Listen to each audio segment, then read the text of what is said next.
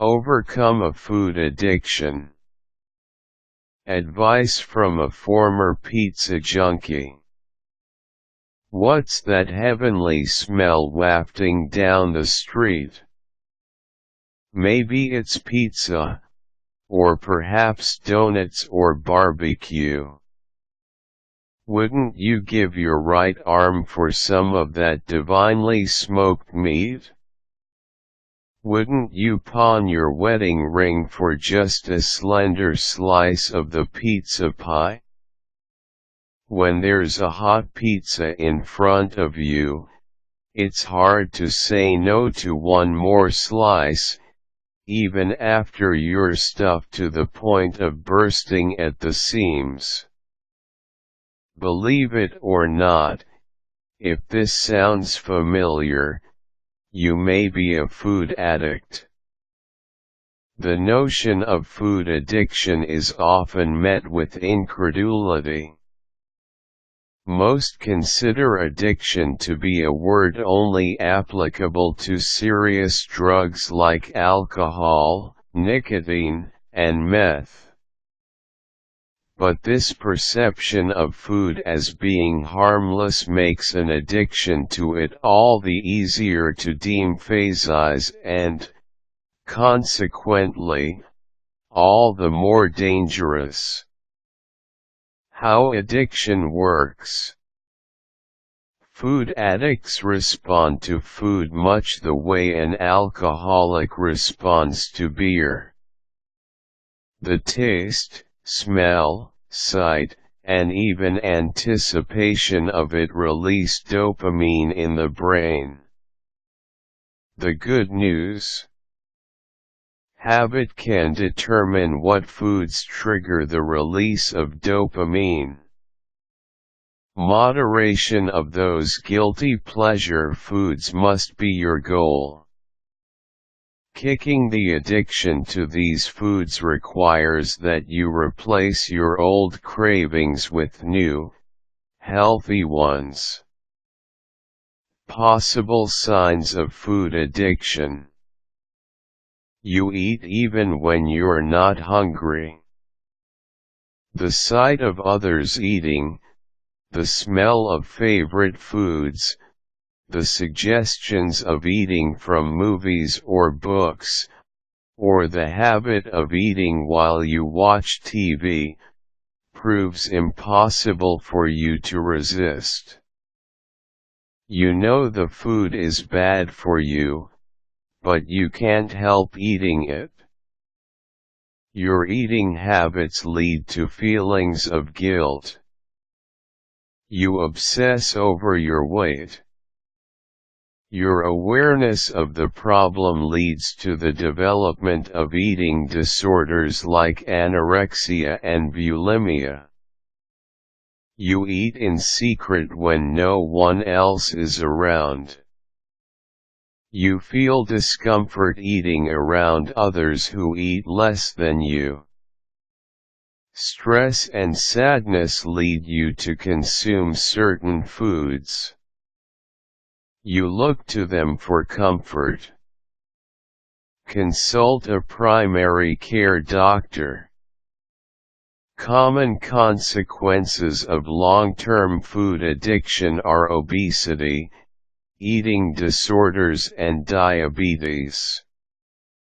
You don't want to exacerbate any of these or other conditions during your recovery from the food addiction.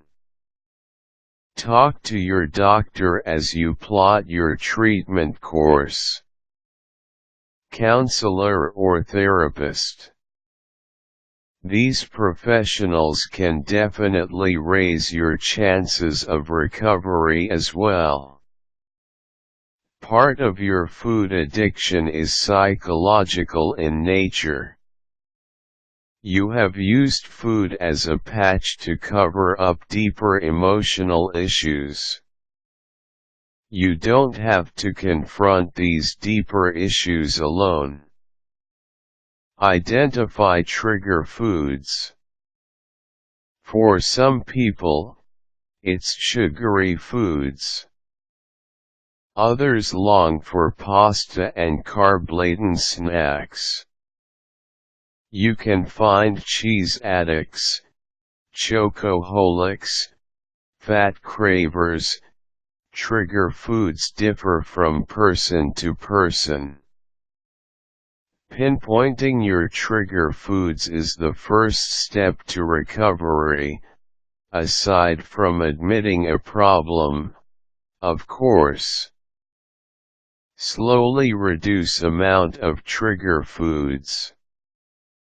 Uber-aggressive diets and cold turkey methods usually fail spectacularly, leaving the food addict even more depressed and destructive in eating habits.